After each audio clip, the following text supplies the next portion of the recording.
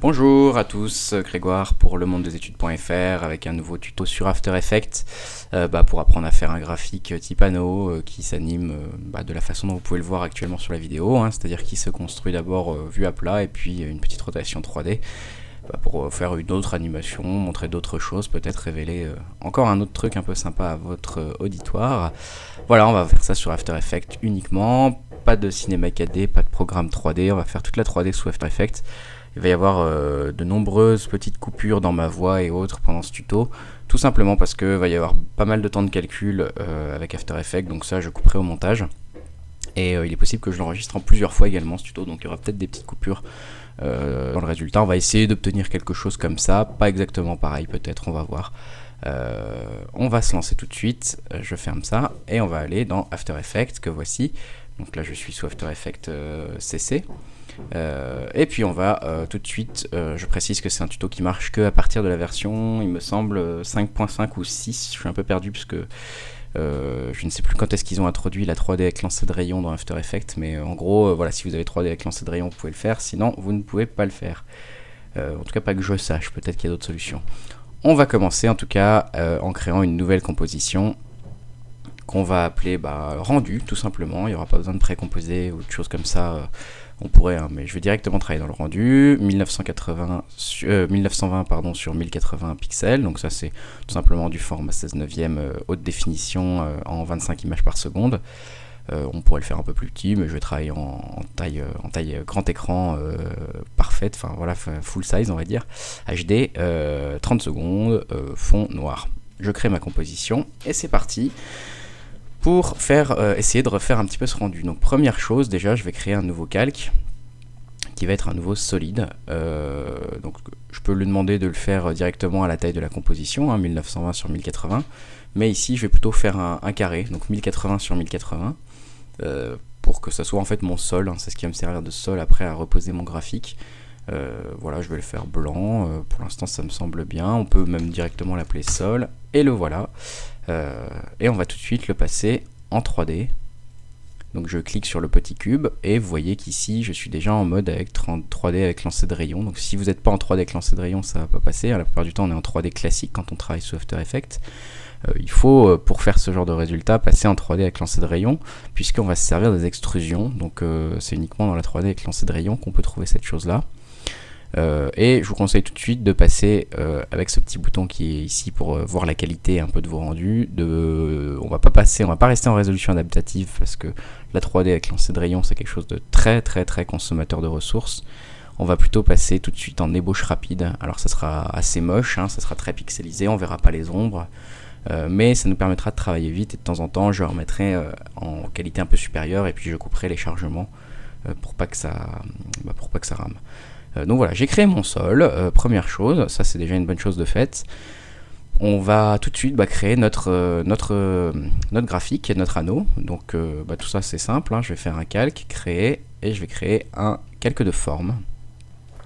Et dans ce calque de forme, je vais faire une sphère qui n'aura pas de fond et dont on va déterminer un contour assez épais. Donc pour enlever le fond, donc par exemple la plupart du temps on va dire que vous voulez faire une sphère, un cercle, vous avez un fond et un contour. Ici pour enlever le fond il vous suffit de cliquer avec Alt appuyé, vous cliquez dessus, vous voyez que ça passe en dégradé, vous recliquez, ça passe en dégradé radial et vous recliquez encore une fois et ça vous fait un fond vide. Si vous n'avez pas de contour, pareil, il suffit de cliquer plusieurs fois avec Alt clic, c'est ce que je suis en train de faire. Pour le passer en fond plein, c'est ce qui va nous servir ici, et puis vous pouvez mettre un contour de 90 pixels par exemple. Je vais double cliquer sur l'ellipse, donc sur mon outil, dans ma barre d'outils, je double clique et ça va me faire une ellipse à la taille de la composition. Voilà, ça va automatiquement créer le calque de forme, et tout de suite je vais rentrer dans ellipse, dans tracé d'ellipse, sur la taille, je vais décocher les contraintes pour pouvoir manipuler la taille comme je le souhaite, et je vais en faire un cercle parfait, donc faire la même longueur et largeur. Donc ici c'est 1920 par 1080, je vais tout simplement écrire 1080 sur 1080, recocher les contraintes, et maintenant je peux glisser et vous voyez que ça garde un cercle parfait en maintenant les contraintes. Donc on va le faire peut-être de cette taille là, je le fais un petit peu au hasard, 120, voilà, ça me semble pas mal, et on a déjà fait une grande partie du tuto. Après ça va être juste de l'animation, vous allez voir. On va tout de suite ajouter un effet, donc je clique sur la petite flèche ajouter ici pour ajouter un effet raccorder les tracés. On y reviendra peut-être juste après. Vous voyez qu'il s'est mis ici, raccorder les tracés. Raccorder les tracés, ça permet tout simplement, quand je le bouge, vous voyez, de faire en fait vos différentes parts du camembert avec les pourcentages qui nous intéresseront. Donc voilà, on en a fait une, on va l'appeler, en appuyant sur entrée, je vais l'appeler part 1, et comme ça je pourrais le dupliquer pour faire les autres parts.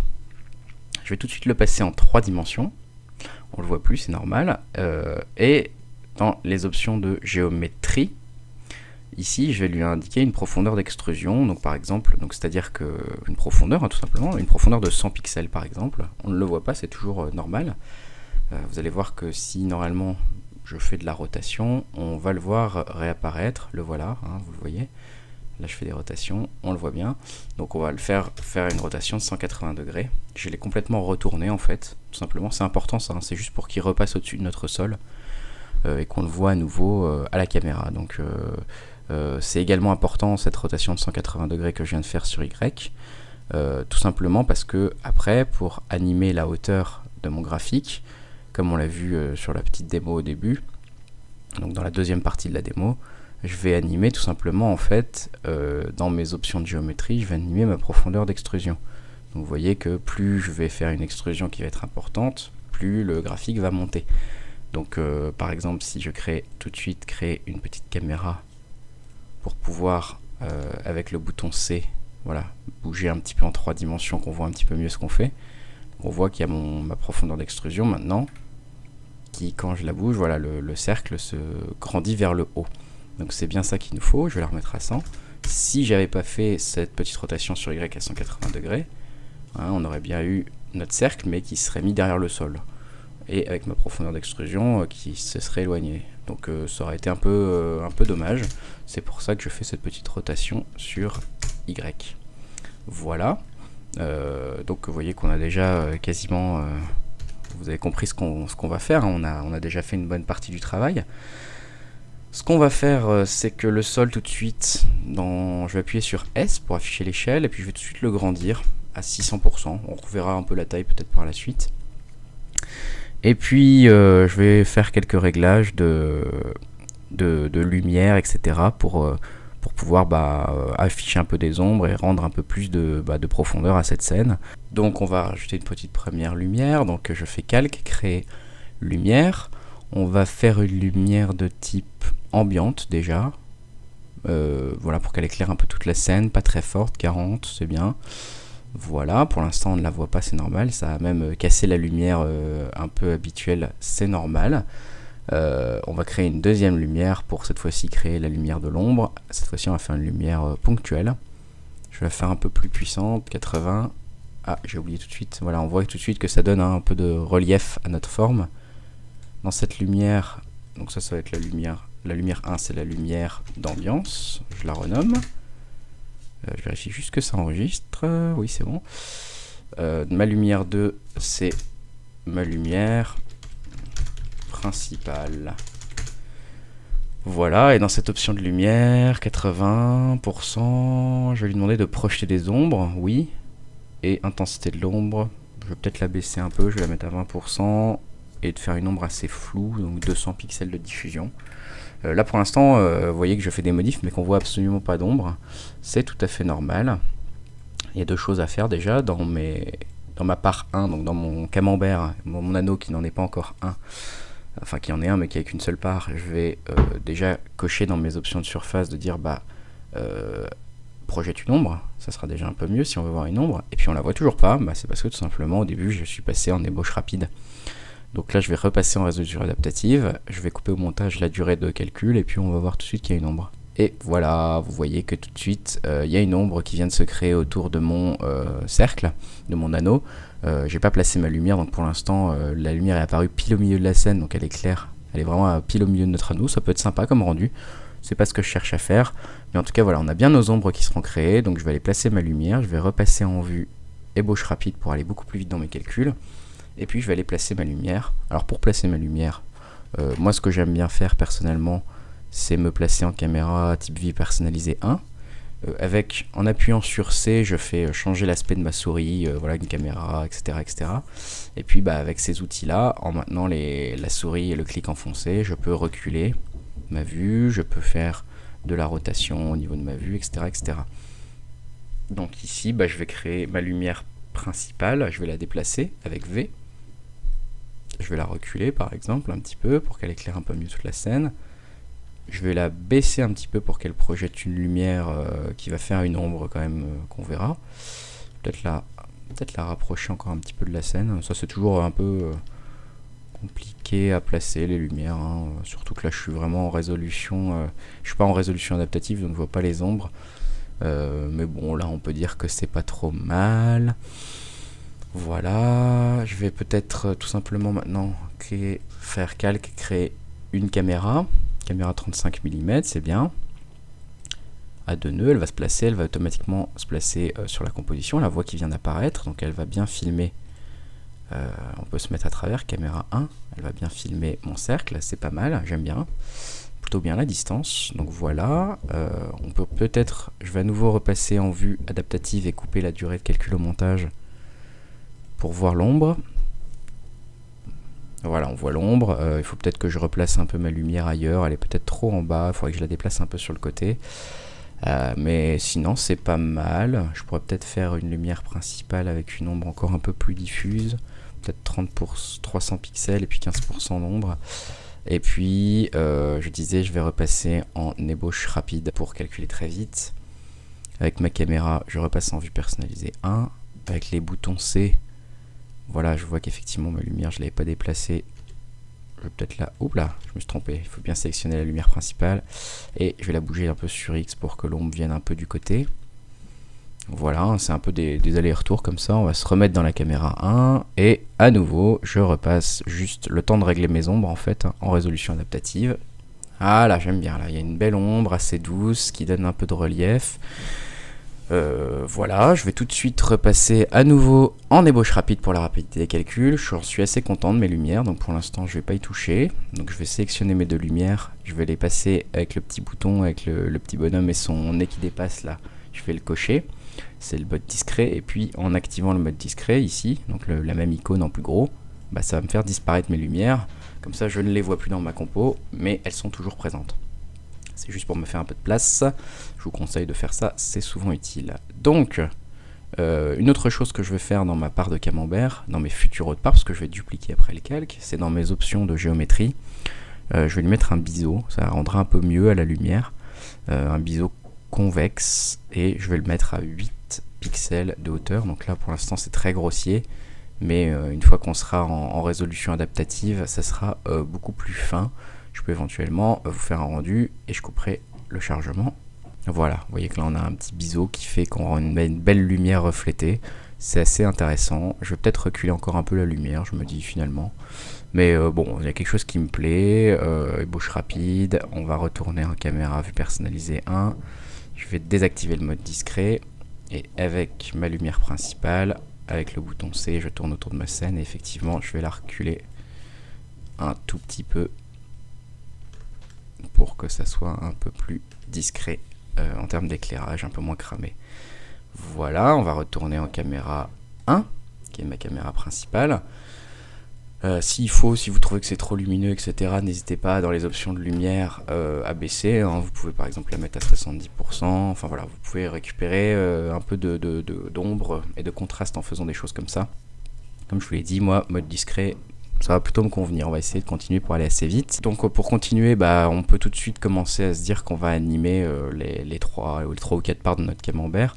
Et j'ai dit qu'avant d'animer leur profondeur, leur hauteur, on va d'abord s'intéresser à animer le fait qu'elle se remplisse, puisqu'on va commencer avec une vue comme ça par-dessus. Donc tout simplement, d'abord je vais commencer dans les options de géométrie à faire une profondeur d'extrusion de 0 pour les faire tout plat. Et puis on aura quand même un petit biseau, hein, donc ce sera toujours intéressant. Et puis au niveau de l'animation, cette fois-ci c'est le raccordement de tracé, hein, que je vous ai déjà un peu montré au début, que je vais animer. Donc déjà je vais déterminer la part de mes camemberts. Donc celui-ci par exemple va faire 40%. Donc je le mets à 60, hein, c'est tout simplement 1 moins 40% égale 60%. Donc voilà, ça serait ma part 1. Je peux tout de suite éventuellement, ouais, je peux tout de suite l'animer parce que j'avais vu que c'était, si c'est à 100, voilà, donc je vais mettre ça à 0. Donc je suis sur la frame, la toute première frame, hein, vous voyez avec mon truc, je me déplace sur le temps ici. Je vais le mettre à 100, donc ici on n'a absolument rien. Et si j'avance de 20 frames par exemple, en faisant majuscule, pagination vers le bas, une fois, ça saute 10 frames, majuscule, pagination vers le bas, ça saute encore 10 frames, donc j'ai avancé de 20 frames, et ici j'ai dit que je mettais à 60. Donc voilà, on a bien quelque chose qui s'anime. Voilà, comme ça on aura une première animation qui sera faite. Donc ma part 1, je vais donc la dupliquer, j'ai ma part 2 qui apparaît, et qui va être pour l'instant exactement la même. Donc on va tout simplement afficher sur U ces clés. Donc j'appuie sur U et ça m'affiche les clés. Et vous voyez que, je vais également le faire pour la part 1. Vous voyez qu'au début, on est à 0 et on va aller jusqu'à 60. Nous, notre part 2, on veut qu'elle parte d'ici et qu'elle continue après. On va faire un graphique en 3 parts par exemple, hein, pour pas trop en faire, ça serait trop long sinon. Donc on va tout simplement changer les valeurs. Hein. Nous ici, on veut qu'elle commence... Réfléchissons. Hop, voilà, ça sera comme ça. On veut qu'elle commence là où l'autre s'est arrêté, donc à savoir 60. Donc je vais tout simplement taper 60 pour le début. Je vais supprimer les clés. Il y aura certainement, voilà, pas d'animation pour ma deuxième part. Pour que ce soit plus clair, je vais tout de suite la changer de couleur. Ça sera peut-être plus clair pour le tuto. C'est tout simple, hein, il suffit de changer la couleur du contour. Rappelez-vous, c'est qu'un cercle, hein, donc on va déterminer le contour. On a fait un contour un peu épais. Je vais faire un contour peut-être un peu plus foncé, voilà, comme ça on voit, le bleu foncé c'est celui qui est en train de nous intéresser. Donc je l'ai simplement fait commencer à 60, à savoir là où s'arrêtait notre part numéro 1, et par contre c'est la fin de l'animation, donc c'est la fin du raccordement de tracé que je vais animer. Donc tout début il va être à 60, si je le mets à la même valeur ça fait 0, donc ça fait qu'on n'a pas de part visible.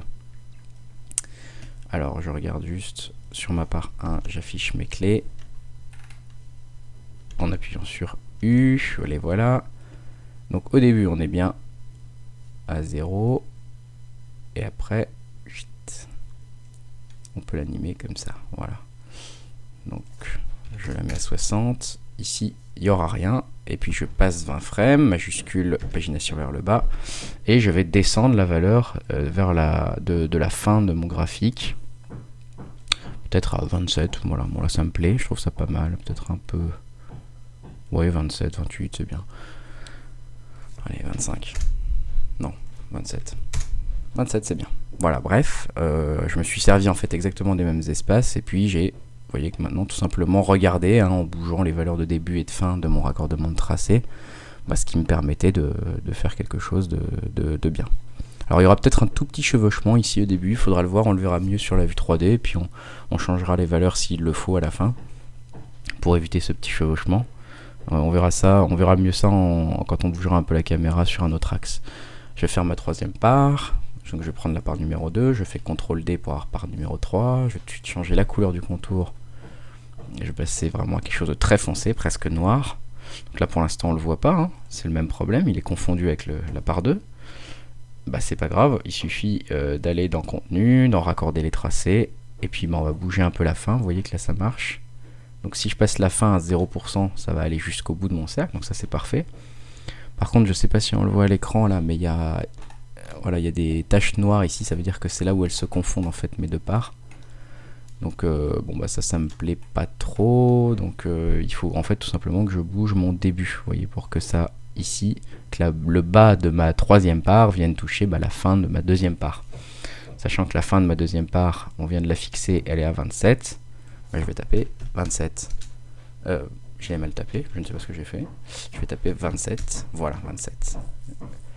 Donc là j'ai pas bien fait mon animation puisque j'ai animé à partir de 60, j'ai oublié de modifier. Donc là il y a un problème au niveau de l'animation. Si je veux que ça parte de 0, qu'on ne la voit pas au début, il suffit de me mettre la même valeur en début et en fin, donc comme les autres parts, hein, où j'ai mis les mêmes valeurs en début et en fin, et ça fait 27. et vous voyez qu'on va aller jusqu'à 0, donc ça va faire grandir la part. Voilà, on a notre graphique qui est quasiment terminé. Je vais me permettre donc de prendre, je fais CTRL A sur l'ensemble de mes calques et je les réduis. Je sélectionne mes 3 parts, j'appuie sur U, ça m'affiche les clés, je sélectionne toutes mes clés, j'appuie sur F9 pour lisser les vitesses, et je clique sur éditeur de graphique ici, pour afficher un peu la vitesse de comment ça se passe au niveau de l'animation, voilà quelle courbe de vitesse ça suit. J'appuie sur adapter les graphiques à la vue pour mieux voir, et puis je vais sélectionner les poignées. Donc là je sélectionne tout simplement avec la souris toutes les poignées à droite et je vais les tirer vers le milieu. Et puis je vais faire la même chose avec toutes les poignées à gauche et je vais les tirer vers le milieu pour que ça fasse une belle courbe bien en cloche. En gros, on va avoir la vitesse, vous voyez c'est une courbe quasiment plate, donc ça va être une vitesse très lente au début, tout d'un coup ça va accélérer très vite, et puis après ça va redescendre tout doucement. Donc ça c'est pas mal. Je vais tout de suite repasser en mode de vue normale. Donc si par exemple j'appuie sur N ici pour dire que la fin de la composition est ici et j'appuie sur 0 pour faire un pré-rendu, on voit bien que voilà, on a une croissance qui est intéressante, doucement, et puis doucement au début, rapidement ensuite, et puis ça ralentit à la fin. Je pense qu'effectivement il y aura des chevauchements des parts, donc il faudra peut-être réajuster les valeurs des parts, mais ça on verra mieux en 3D avec un angle de vue de caméra un peu différent tout à l'heure. Voilà, ça une première chose de fait. Ce qu'on va faire maintenant, c'est qu'on va se dire que la part 1, la part 2 et la part 3 vont commencer les unes après les autres. Donc ça c'est tout simple, je vais tout simplement prendre les clés de la part 2 et 3 et je vais les mettre à la fin de la part 1 et les clés de la part 3 à la fin de la part 2. Et voilà, comme ça on a quelque chose. Si j'appuie sur N ici pour replacer la fin de la composition, j'appuie sur 0 pour faire une prévisualisation RAM, on voit qu'on a notre camembert qui se construit tranquillement. Voilà, donc là la première étape de l'animation, elle est terminée, elle est pas mal. On va passer à la suite. On va laisser à la fin de notre animation peut-être 20 clés, 20 frames. Donc là j'ai appuyé 2 fois sur majuscule pagination vers le bas. Et puis à partir de ce moment-là, je vais passer à la deuxième étape de l'animation, à savoir faire tourner ma caméra et puis faire grandir mes parts de camembert vers le haut cette fois. Donc pour faire tourner la caméra, c'est simple. Je sélectionne ma caméra. Je vais tout de suite aller créer un calque, un objet nul, qui vient se placer ici, et j'appuie sur A pour placer son point d'ancrage à 50-50. Ça c'est pour qu'il soit bien centré, et je vais passer en 3D, je vais même passer, je crois, ça à 50. Sa profondeur à 50, voilà. En fait, tout simplement cet objet nul, je vais appuyer sur Entrée, je vais l'appeler contrôle de caméra. Cet objet nul va nous servir à faire pivoter notre caméra assez simplement. Donc je vais, avec la petite tornade là, la prendre en appuyant maintenant cliquer, je vais aller choisir contrôle caméra. Et ça va tout simplement faire en sorte que ma caméra dépende maintenant de mon objet nul contrôle caméra. Donc mon objet nul contrôle caméra, maintenant si je fais une rotation avec lui, vous allez voir, voilà, hop, j'ai ma caméra qui bouge autour de la scène. Donc ça c'est intéressant, puisque nous on va vouloir faire une rotation comme ça, à peu près 8. Voilà, ça peut être pas mal comme ça. 37 degrés, peut-être un peu plus, peut-être jusqu'à 55 degrés. En tout cas, on part de 0, puisqu'on était là. Hop, et puis on va se dire qu'en à peu près 20 frames, donc majuscule, pagination vers le bas, je vais arriver à 60 degrés de rotation pour avoir voilà, une vue à peu près à 2/3 de mon graphique. Et vous voyez que tout de suite on commence à voir un peu mieux là, là où ça s'entrecoupe au niveau de mes parts. Ça on va le régler tout de suite après. On va déjà voir ce qui se passe au niveau de l'animation. Je vais aller resectionner mes parts, je vais les grandir. On va grandir la part 1 en premier. Ainsi, en fait je vais sélectionner toutes les trois, mes 3 parts. Je vais aller dans tout de suite option de géométrie et au niveau de la profondeur du biseau, au niveau de la profondeur d'extrusion, j'ajoute une clé. Donc là ça a normalement ajouté une clé pour les 3, mais je vais aller vérifier, ouais c'est bon. Et puis je vais aller 20 frames plus loin, donc majuscule, pagination vers le bas, 20 frames plus loin, et puis je vais toutes les faire pour l'instant, faire une animation sur leur profondeur d'extrusion. On va dire qu'on va la passer à 100. Donc voilà, ça fait bien grandir mon camembert comme vous avez pu le voir. Enfin mon anneau, pardon. Vous voyez que là on voit très très bien pour le coup qu'il y a un petit problème au niveau de la part de mon par 1 et par 2 qui s'entrecroisent visiblement. Donc là il va falloir que je règle ça. Peut-être qu'il faut que je fasse partir ma par 2 un petit peu différemment. Alors pardon, c'était pas celui-là, c'est là. Donc on va mettre 59,5. Souvent c'est ça, c'est un petit problème de 0,5 qui se passe.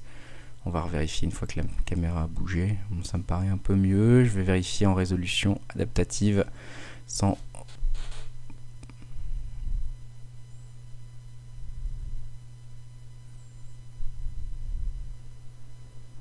En résolution adaptative, on voit qu'il y a également le problème. Donc je vais même aller jusqu'à 59.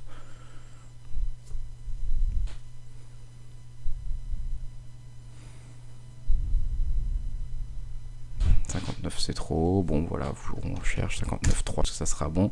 Je vais repasser en mode ébauche rapide pour aller beaucoup plus vite, ça me semble parfait.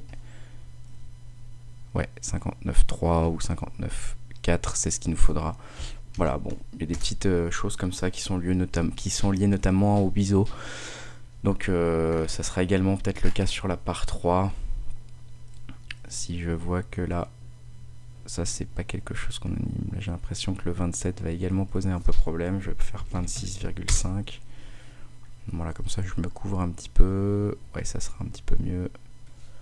59,3, ça sera parfait je crois. Voilà. Pardon pour cette petite interruption. Le temps de trouver voilà, les bonnes valeurs pour que les barres se chevauchent pas trop. Souvent c'est un peu voilà, c'est un petit peu, on tâtonne un petit peu à cause des biseaux pour bien trouver les bonnes valeurs. En tout cas là j'aime bien, on voit qu'on les a bien fait grandir comme il faut. On va tout de suite, je vais sélectionner l'ensemble de mes calques et puis je vais les réduire avec ta petite flèche comme ça pour me voir plus clair. Je les resélectionne, j'appuie sur U pour afficher uniquement les clés et voilà mes 3 nouvelles animations là où ça grandit. Bon bah alors on va tout simplement prendre la part 1 qui part donc d'une profondeur d'extrusion. C'est ça qui nous intéresse, de 0 et qui va jusqu'à 100. On va dire qu'en fait, elle va pas jusqu'à 100, mais elle va jusqu'à 250 par exemple. Parfait. Peut-être un peu trop, peut-être 220. Voilà. Peut-être ma deuxième profondeur d'extrusion de ma part, donc numéro 2, ici, elle va pour le coup jusqu'à 115. 100... Oh, c'est peut-être un peu petit ça. 148. Là, je vais vraiment des valeurs au hasard. Hein. Et puis ma part numéro 3, ma profondeur d'extrusion, bah elle est bien comme ça. Alors il y a quelque chose qui me chagrine encore un peu, c'est qu'au niveau de sa fin, il faudrait que... Voilà, je vais pas la faire arriver à 0 parce que j'ai cru remarquer là encore une fois en 3D qu'on voit ici un petit chevauchement dans les pixels. Donc je vais la faire arriver à 0,5. Et là je pense que ça sera bien mieux. Bon, voilà, ça c'est encore un petit détail. Ah, par contre, je vois que j'ai dû changer également la première valeur de ma clé pour ma profondeur d'extrusion de ma part 1, puisqu'elle reste toujours à cette hauteur-là. Donc ici, il faut bien que je mette 0, hein, pour qu'elle s'anime et qu'elle grandisse. Voilà. Bon, bah là, on va faire la même chose que précédemment, à savoir que je vais sélectionner toutes mes clés, je vais faire F9, je vais aller dans l'afficheur de graphique, je vais demander à ce qu'il se concentre sur mes clés. Et puis bah, je vais aller tout simplement les tirer. Donc profondeur d'extrusion, elles sont là. Hop. Et je tire toutes mes clés vers la droite. Et je prends les clés de gauche et je les tire pour que ça fasse une belle courbe. Voilà. Pas mal. Pas mal, pas mal. Il me reste une dernière chose à faire. Hop. Ça, je corrigeais une petite erreur que j'avais fait. J'avais pas mis la bonne valeur au bon endroit. Voilà. Je fais un petit aperçu en résolution adaptative.